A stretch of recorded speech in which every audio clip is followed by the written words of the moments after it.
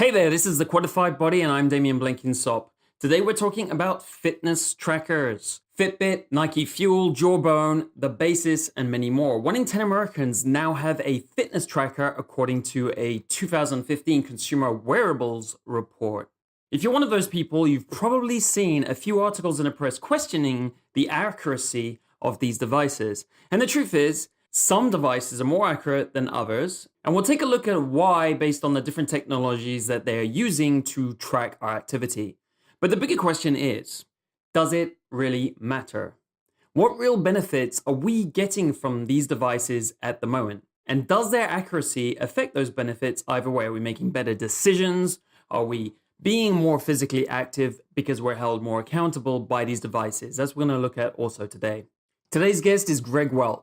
He's a physical activity researcher who is constantly reviewing the latest devices on the market and looking at the technologies used in clinical settings to track physical activity. His goal is to understand how to better measure physical activity and thus develop strategies to increase physical activity in the population for wellness benefits. In September 2014, he published a study comparing the accuracy of most of the popular devices out there. And that kind of hit the press and it revealed some accuracy discrepancies. And so I reached out to Greg to talk about this because basically it's what he spends all his time doing. So I wanted to make sure we got an expert reading on this. Greg is currently Director of Clinical Research of the Nutrition and Wellness Research Center at Iowa State University. To get the show notes where we list out the tracking and the tools mentioned in the episode, get the MP3 download and the interview transcript, go to thequantifiedbody.net/episodes. If you want to get the show notes in your email inbox, you can go to thequantifiedbody.net/newsletter. Pop your email in there and you'll get them every time the show comes out. Enjoy the interview. The Quantified Body. New technologies are bringing us more and better data on our bodies every day. This data promises to help us make better decisions for better health, higher performance, less disease, and greater longevity. In The Quantified Body, we explore this promise to find out where it is creating real-world results, improving bodies, and improving lives. Hi, Gregory. Hi. Greg, thank you so much for being on the show. Yep, my pleasure. So first of all, I wanted to dive into what the interest is in tracking exercise or activity in general. What kind of benefits do you think this can have for us? Well, as a researcher, I've been using monitors for many years. We use them to study how active people are so we can quantify associations with health benefits and evaluate whether interventions work to change behaviors. So the recent movement to consumer monitors has been a really interesting development. So I think the research community is at least still trying to learn how best to use these devices and whether they do work to change behavior or not. Right. So it's mostly about is it going to change our behaviors and thus provide benefits in terms of, say, increased activity or more focused activity on things that are tending to work with us? Obviously, there's still a lot of exercise kind of science debates going out there. Like, is cardio better? Is weightlifting better? Resistance training better? There's a lot of these kind of discussions still going on. Maybe over time, if we're tracking exercise on a larger level and we have big data, do you think it can help some of these questions? Oh, sure. I think the devices give consumers the power to monitor their own behavior. I guess the key is whether they pay attention to the cues and tune into them, because tracking data by itself won't necessarily change behavior unless it becomes something that's used in your daily life. So what we would refer to the data as would be helping people with self-monitoring, learning to monitor their own behavior and using that as cues to change their behavior. But when you talk about the broader level of the data being stored in the cloud and being able to infer what people are doing and not doing, it opens up all kinds of new opportunities to understand human behavior. So that's very exciting as well. Great. And so as you've watched, perhaps you could talk about what were you doing before this exercise tracking market started developing? What kind of things were you doing in order to estimate and assess activity? Well, again, accelerometers have been around for 20 or 30 years in active research in the research community. So there's been probably second or third or fourth generation monitors being used by researchers since the early 1990s, I'd say. Even a little bit, there were some preliminary models in the 1980s. So we've been using accelerometers for many years. I guess the key that turned it into a consumer marketplace was when the Wii was developed, actually, because when the Wii was released, there was the accelerometer that was used in the Wii device all of a sudden became in demand and the price came down, and that's what allowed some of the monitors to develop consumer versions that were more price competitive at sort of the price point, because we were previously using very expensive accelerometers, and then the price dropped tremendously and allowed all the consumer development. Great. For people at home, could you describe briefly how does an accelerometer work? Right. Well, there's different technologies. Actually, the many people aren't aware, but Leonardo da Vinci is credited with coming up with the early idea of a monitoring device, and Thomas Jefferson was one of the first developers of a mechanical pedometer hundreds of years ago. So the concept of tracking steps has been around for many years.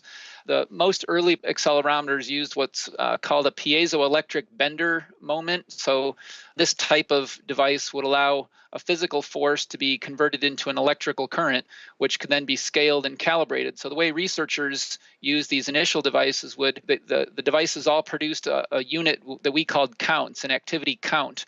And it's a nebulous unit because a count it didn't have a value to it, and it depended on how the device was scaled or internally processed. But researchers could take that device and then calibrate it by linking it to a certain number of calories or oxygen consumption to determine how many counts equates to how many calories, for example. And now those calculations are built into most of these devices.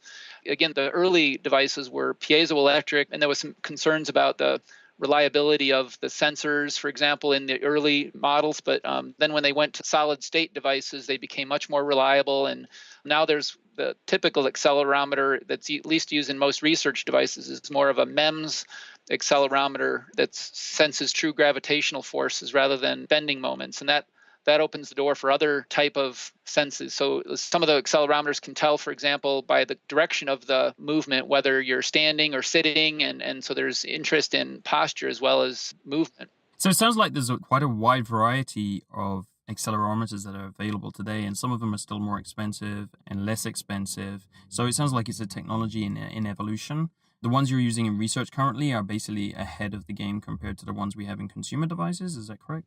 Well, somewhat, but actually the studies that we've done recently, we've compared some of the consumer monitors directly head to head with some of the established research monitors, and they're in the ballpark. So the consumer monitors are not far behind, which leads you to conclude that there is some calibration work going on behind the scenes at these companies. So the various companies don't really talk much about the research. I guess they figure the consumers don't really care or want to know the details of how accurate it is. And that's why researchers like myself study it.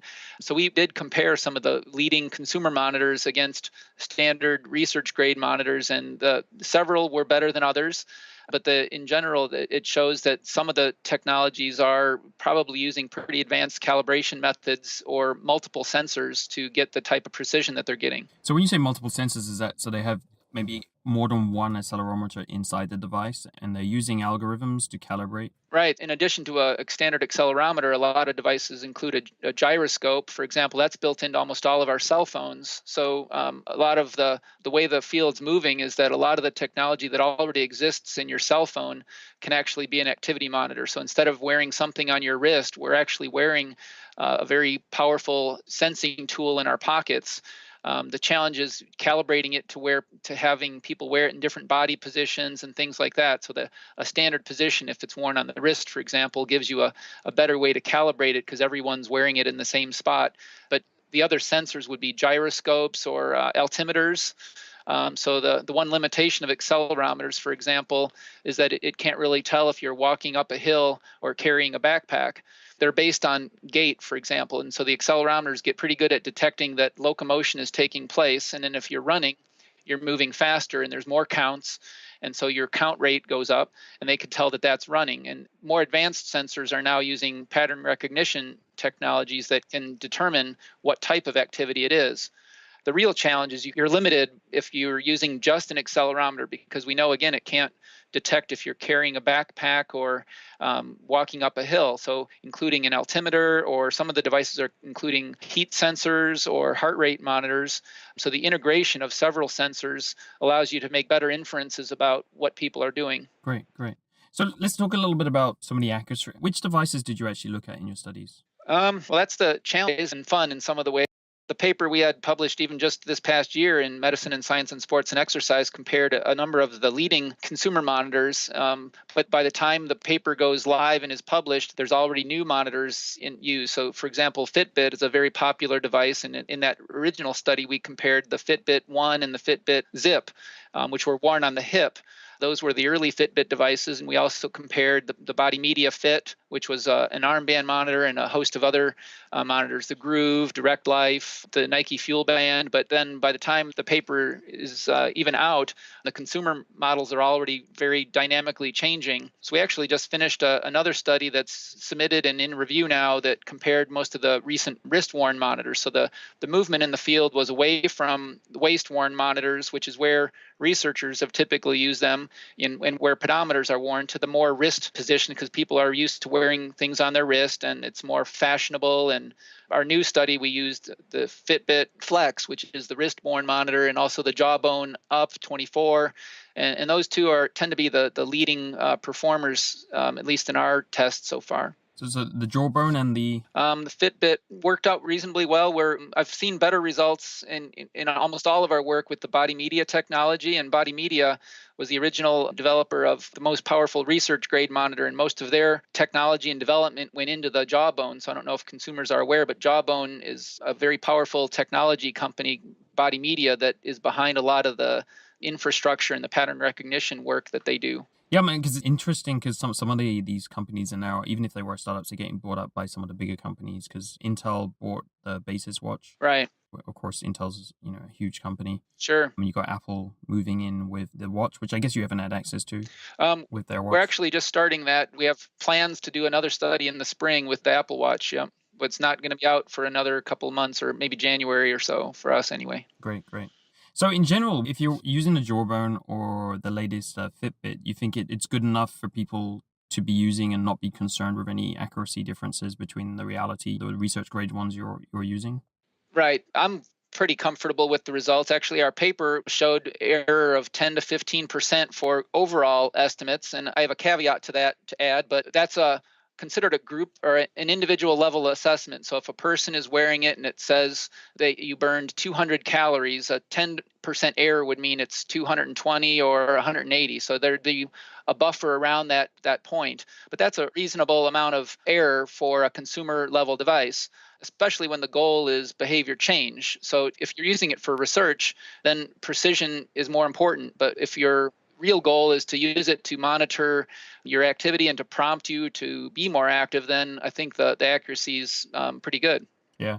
And I guess the idea behind that also is, like, if you're just wearing something, it's kind of relative. Yeah. If I took 10,000 steps one day and I take 8,000 the next day, is it safe to say that the monitor's reporting the same kind of bias if it does have a bias? And so... Right. That would be constant error. And you're right. If you have more on one day than another, that would say that you're more active. And that's the real goal from a behavior change standpoint, is to have it cue your behavior and prompt you to be accountable to move. Right.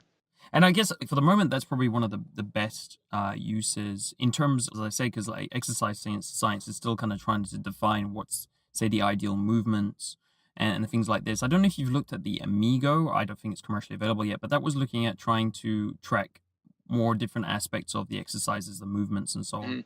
No, I haven't heard of that one. We keep pretty close on this. My students keep me tapped into all the latest and greatest out there, but we hadn't heard of that one.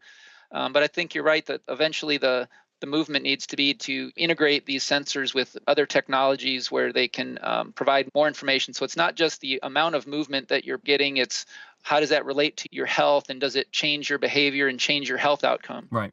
I guess it's going to be evolving for quite a while till we get to any kind of ideas of what's optimum, because it's probably going to be different for each person as well, depending on where they're coming from. It's quite complex. For the Basis watch, which I used for about a year, well, I found, first of all, that it didn't really reflect very well changes like in the steps reporting, running, walking. Sometimes it would think I was doing one thing versus the other. So I think that was for sure something that needs ongoing work to make. I don't know how the Basis turned up. Did you look at the Basis compared to the others? Yeah, we did in our early study, and it didn't perform too well, but we got contacted by the company after that, and they said, oh, I think we can do better than that. And they were surprised by the results, but we reported what we got. But the basis was one of the poor performing monitors in our initial study, but they indicated it might have been that we had an earlier version than their latest or something along those lines. But you're right, it's a challenge for the companies to balance the need for accuracy with consumer forces. So right now, most of the emphasis in the development is on fashion or size and making them smaller, but accuracy is not a high priority among most of the companies. And that's the balance that they'll have to play, is how to keep the quality good and add new sensors, but without making them bulkier or not as functional or fashionable anymore. So there's this balance that they have to play. Yeah, it seems like the people who are most concerned about accuracy are potentially some of them, the athletes, the people who they got more going on, or quantified selfers, Hmm. the people. But for the mass market, it seems like they just kind of assume that it works, kind of thing, Yeah. and that they don't have to worry about it too much. I mean, it's not something that they really question a lot because I guess it's kind of beyond them. We're talking about accelerometers, and the technologies are relatively advanced and complicated for just the average person to start trying to dig into. Exactly. And so the consumer, like when our study came out, actually the media picked it up, and a lot of the media buzz was the monitor isn't as accurate as you think. And so again, I pointed out that 10 to 15% error was decent in the paper, but when the media spun it, then it became known that your monitor may not be as accurate as you think. But I think the media and the general public, for example, don't fully realize how difficult it is to quantify movement. So when we walk around, the accelerometers are basing most of the estimates only on this ability to detect gait, walking and running. And if you're standing lifting weights, the monitor can't tell what you're doing. And if you're walking up a hill, for example, it can't note that and really capture the true energy cost. If you're digging a ditch, these monitors, you could be burning tons of calories, but you're not moving in space. And so the monitor is not picking up that detail. And that's the caveat I mentioned earlier that I was going to get back to, is our recent study, we broke up the time periods, and we looked at the accuracy of the devices for sedentary time, like typical office work. And then we looked at locomotor activity, like an aerobic workout on a treadmill. And then we looked at 20 minutes of circuit training. So we had people for about an hour come in, and we had them first do 20 minutes of kind of sitting around, standing around, just doing office work, 20 minutes on a treadmill, and then 20 minutes in a free weight circuit training environment. And then we looked at the accuracy for all three settings. And so when I was pointing out earlier that the accuracy was 10 to 15%, that was in a more controlled study and also for an overall period, like for a full hour. But then when you break out the accuracy for individual segments, the monitors were all over the place. So they overestimated for one device or one activity and underestimated for another. So I guess are they standardized on jogging or walking primarily? Pretty much. Yeah, that's where the Jawbone body media fit tended to be better performers, because they have other sensors that are detecting the patterns, whereas the Fitbit and the Direct Life and the Nike Fuel Band had more variability in their estimates for each individual activity, and so they have more error, even though the overall estimates looked comparable. So what are they combining with the accelerometer it's in order to determine the type of activity so that they can basically run a different algorithm, I guess, on the count. Right. A lot of the work actually looks at the patterns within how the counts are accumulated. So if the counts are in a repeatable pattern, like at a rhythm, a frequency, then we know it's walking. If they see a chaotic pattern, then we can know it's not walking or running, and then other patterns can be detected. For example, the body media can detect a pattern in cycling that most other companies have not been able to do. And we've done studies that show it gets better at predicting the energy cost of cycling than other monitors. So they use other sensors, again, these heat sensors or just the pattern within the minute.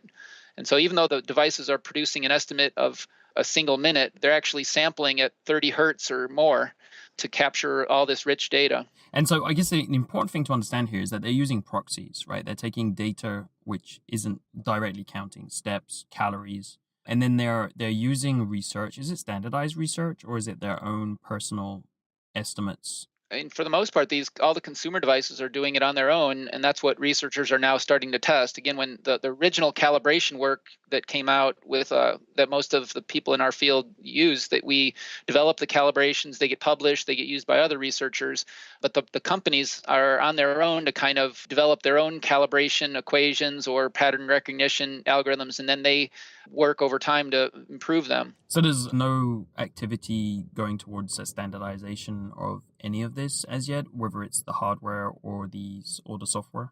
Not within the consumer market. In the research world, we're sort of converging back around the use of raw G forces, I'll say. So the original accelerometers were producing an output that was called counts.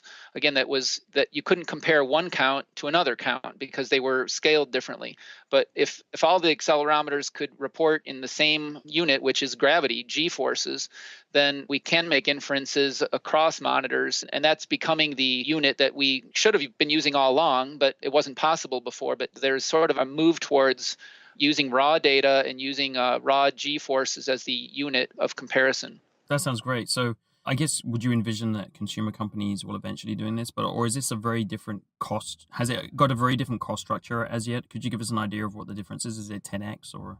No, I'd say maybe 2x or less in terms of the sophistication of a research monitor. It's more the processing capabilities that they built and the data storage that differentiates a consumer monitor from a research one. So what researchers want to know is we want to be able to see the raw data in minute by minute form or second by second. And that requires a lot more larger data storage, which then makes the devices bigger. And also we need better processing software. A lot of the consumer monitors export only data every hour, for example, because it doesn't require as much storage in the unit and keeps the data piece smaller. So it's a factor of what's important. So a researcher needs different things than the consumer needs.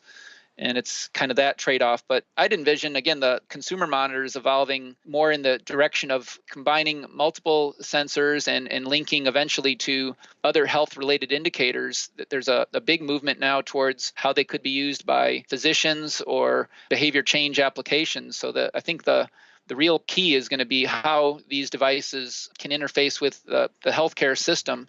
Right now, they're just kind of a fun thing that people are using, but the real question is whether healthcare providers will start using them and whether insurance companies will start paying for it, because getting people more active would go a long way to preventing chronic disease and reducing obesity in the population. And for something like that, that's going to encourage the device manufacturers to move potentially towards some standards like the one you were just talking about, which when it comes to government and stuff, they want something more standardized, and we can't have just all these monitors. And just like if all the medical doctors aren't going to be able to work with all of them, obviously that's kind of not the way it works. And I can imagine there would be some kind of approval process eventually. I don't know if you've seen anything going on like that. I know that Apple was apparently talking with the government and some of the health bodies. I don't know if you were looking at that, about some of the markers and some of the structure they were putting behind the watch.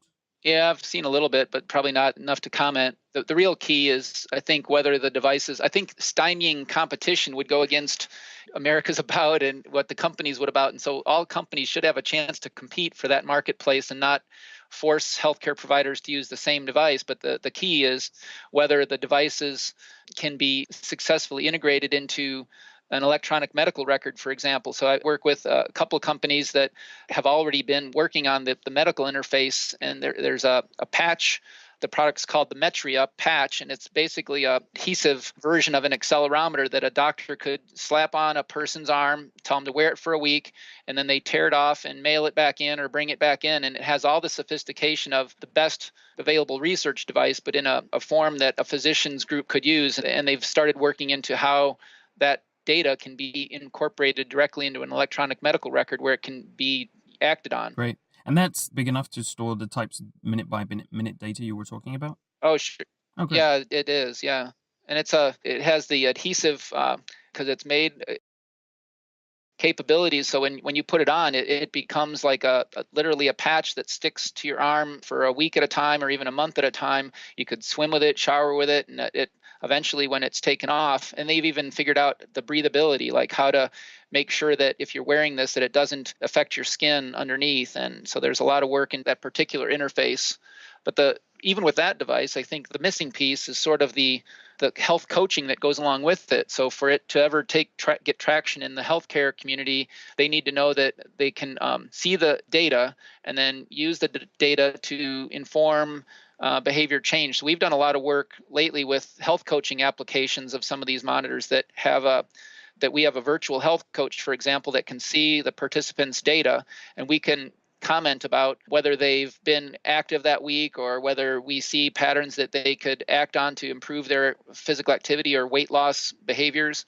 And so we've got a number of studies in process with this kind of health coach model. That sounds very interesting. And how long before you think this kind of thing becomes more available to consumers? I know there are some health patches already out. We've spoken with one provider, Rhonda Collier, and she's been working with a health patch for her heart rate monitor. So there are some of these starting to creep into the market, but they were still a little bit cost prohibitive based on the fact that it's kind of a usable one, consumable. So you have to buy one every week or every month.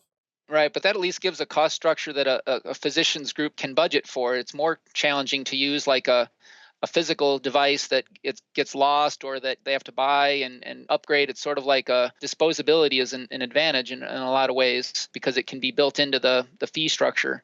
That's right, and it can be updated easily rather than having to pay a higher price and have someone have to have that for 1 or 2 years right before they can upgrade. It allows, especially at this time when the technology is moving very fast. So do you foresee the technology changing rapidly for the next 5 years, or do you think it's going to settle down soon? Oh, I think it's just getting started in dynamic phases. So I think all these and new and very exciting. You saw them all out at the Christmas. I'm sure a lot of people got them in their Christmas presents this year. You saw them highly advertised at the Christmas sales and things. But I think the movement will be towards these smartwatches and the integration with your cell phone. And again, in a few years, the technology already exists in cell phones to do this. So the watch really becomes the cue or the device that prompts you about how active you are, and whether the accelerometer is in your watch or in your pocket doesn't really matter. They'll basically start integrating with other aspects of your life and provide prompts about your blood pressure and your heart rate and other features that can inform your health. Great, thank you very much. And do you have any practical tips for use which could help to get better feedback, more accurate feedback, perhaps over time? For instance, a lot of these watches, as you say, they're worn on the wrist. Is it making any difference which wrist you put it on?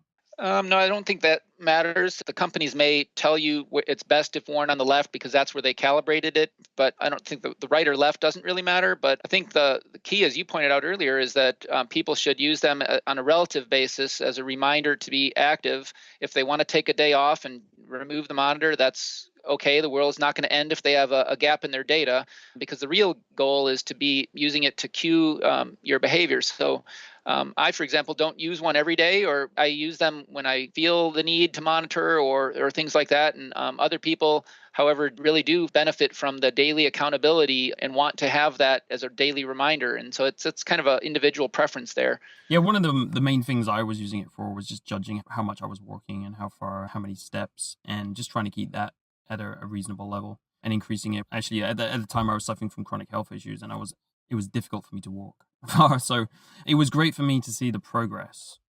Like I made 10,000 steps today. That's awesome. Right. Unfortunately, it didn't take into account the hills, which we were talking about, which is a huge factor in whether I made that 10,000 or if I went up this hill. So I'm sure that's going to come relatively soon. In terms of the next things you see happening in the market, which you're kind of excited about, you talked about the patch. Is there anything else you see in the consumer market which you think will be coming soon or in the next 5 years? I think one of the convergences is going to be with the balance between not just promoting activity, but minimizing inactivity or sedentary behavior. So the research community is really intrigued with the dual effects of both an active lifestyle and basically being more active and less inactive. That's one of the things I'm personally much more interested in, is minimizing my sedentary time. So I'm like a number of people that have a standing desk and try to be on my feet more than I'm sitting. And so I think the monitors that can start providing information about sedentary time and activity time, that's going to be a desirable combination. And position, as you said earlier, because right now most of them don't tell if you're standing or sitting. And there's a fair amount of research, as I understand it now, that sitting's a really bad idea for our backs and other aspects, whereas it sounds like you and I are trying to just stand and do the standing desk thing more because of that, but it's not getting tracked. Right, but most devices don't really have a good sense of how to track sedentary time. The research community is actively pursuing that, but we haven't really seen good output from most of the consumer monitors on sedentary time yet. I mean, I think they're working on it, and so I think eventually there'll be these separate indicators. And even on the smartwatch, the prototype for Apple, they have a really cool interface. I don't know if you've seen that shows these loops. There would be a circle, and when you meet the day's activity goal, your circle would complete, or you would get a full circle. And if you also minimize the time you spend sitting, you would also get a full circle. And the way they track that is that you can't have any hours where you're sedentary for more than an hour. So basically, it forces you every hour to remember to stand up and move, which is a good cue. And so they have built that into the planned smartwatch. Again, I haven't gotten to try one myself yet, but that's what I've seen in the prototypes. Yeah, and if you have alerts, we have calendar alerts on our iPhone. If we have alerts on a watch to say, hey, you've been sitting for an hour, it's time to get up. The Basis watch actually has this. So like every day it would say I wasn't sitting for too long, a period. But one of the other things it used to say was I was asleep whenever I was watching TV or something like that. Yeah, right. Which is difficult to assess when are you asleep versus just watching TV or something very low key. I think, yeah, that's a movement where, the research community is actively interested in both the effects of promoting activity and minimizing sedentary time. I guess you've brought up before that there's not consensus about the right type of activity, but I think among researchers and the public health community, we're in agreement that more physical activity is better, but a moderate amount is sufficient for health. So if we can get the population to do 30 minutes of physical activity on most days of the week, that's what we're after. Unfortunately, a large percentage still doesn't do that. And then the addition of resistance training is a really important piece that isn't really captured with these monitors, unfortunately. So that's where we need people to be adding some resistance exercise to their routine, because that has independent benefits also. And the Amigo I brought up, which is trying to do that, I've actually been watching for a year. I don't think they've actually delivered any of the devices yet. It was an Indiegogo project. I could be wrong. I haven't looked at it for a while, but they'd run into some manufacturing issues, and I'm not sure what the technology was there. But someone is trying to incorporate this resistance training aspect into it. Yeah, I had seen a couple, and we were planning to incorporate them into that study I mentioned about resistance training, but we couldn't get them in time, and I forgot the names of those, but yeah, they weren't ready, and so we just decided to go forward with the study with the monitors we had. Great. So this is an ongoing work, like projects, right? You're going to be continuously looking at the new devices coming out and tracking. Is this something that you're going to continue working in your assessment center? Oh, definitely. My students are very interested in that. So I have a whole fleet of grad students that help me do this work. And so they're very interested in keeping up on the latest technologies. So we have our lab is called the Physical Activity Lab.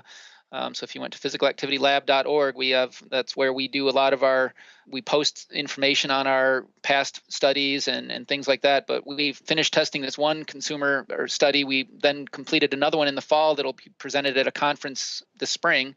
And that's, again, in review now for publication. And we're already planning another study this spring to kind of compare the new smartwatches, like you said, and also the new Jawbone Up 3 and the FitBit Charge. Those are the latest devices that, again, are released even before we can finish testing them. There's new monitors that come out. And so we're very interested in testing the new Jawbone Up 3 that has a number of new features in it. Yeah, that's great to hear. You're going to be keeping up with it so we can follow you and keep up to date on all of this, because I haven't seen anyone else covering this in so much detail. I'd like to ask you a couple of personal questions, like about your use of data.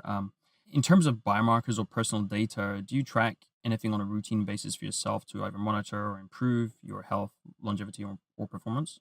Yeah, I'm kind of a dabbler, probably more than a regular user. So I dabble in them maybe because I'm more of a thinking about them from a research perspective. But as I think about it, the indicator that I'm probably most intrigued with is the sedentary time. And so it operates in my mind all the time about how long I'm sitting and trying to minimize sedentary time. So I've started becoming more interested in devices and assessments that can do that, either simple cell phone apps or logs that I can track my behavior with. So I used to do a lot with high-level training and using heart rate monitors to track the intensity of my workouts and things like that. But I kind of know by now my own ranges and if I'm working hard enough. So as an exercise physiologist, I kind of know what I need to know about my own training. But this whole sedentary world is a new frontier. Great. Did you ever look at HRV? We talked about this quite a bit on the show. Yeah, early on, I used to use a heart rate monitor and have the tracking of using HRV to track. It's a good indicator of overtraining, for example. If your body is not rested from a previous night, a lot of athletes would use the advanced heart rate variability indicators to determine if their body's fully rested and ready for the next workout. So at one point in my life, I was very focused on triathlon training and did a lot of that monitoring. But recently, it's not been as high of a priority for me. Great, thank you. What would be your biggest recommendation or insight on how people could use data effectively, right? Because there's more and more data coming about, and especially with these devices. How would you suggest that they use this data effectively to improve any aspect of their life? Good point. I think that's where the goal would be for using the device to help you change your behavior and to use it to inform decisions, not just to collect data for the sake of collecting data. So I think as the devices become more sophisticated, they'll provide actionable insights that give you prompt that says last week you were active in the mornings or you weren't active in the mornings, and it would cue you to maybe be more active at different periods of the day.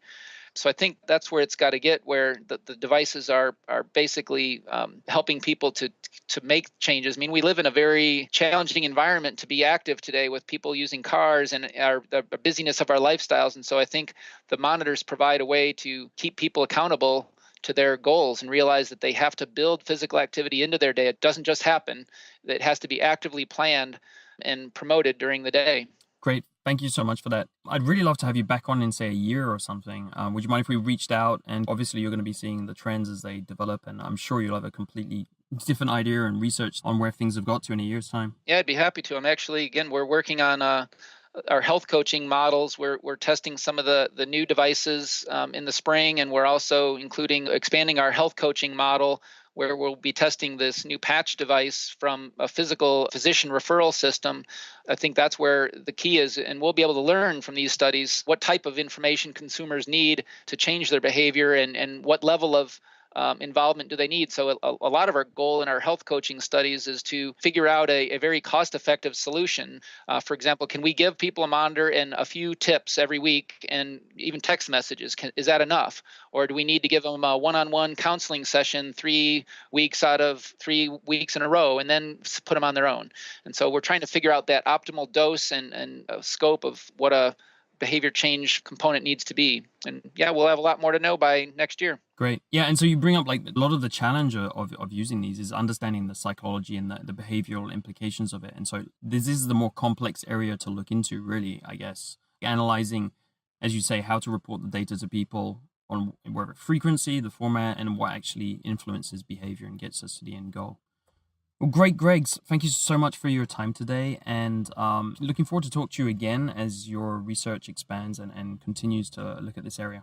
Yeah, I'd be happy to join, and I've been enjoying following the blogs, and look forward to continuing the discussion. To get more of The Quantified Body, subscribe on iTunes or go to the website forquantifiedbody.net. That's Thequantifiedbody.net. You can also follow us on Twitter and Facebook. On Twitter, we are at twitter.com/quantifiedbody. And on Facebook, we are at facebook.com/quantifiedbodypodcast. If you've got feedback or requests for the show, you can email them to me at damien@thequantifiedbody.net. That's DAMIEN @thequantifiedbody.net. Thanks for joining the show this week. See you next time.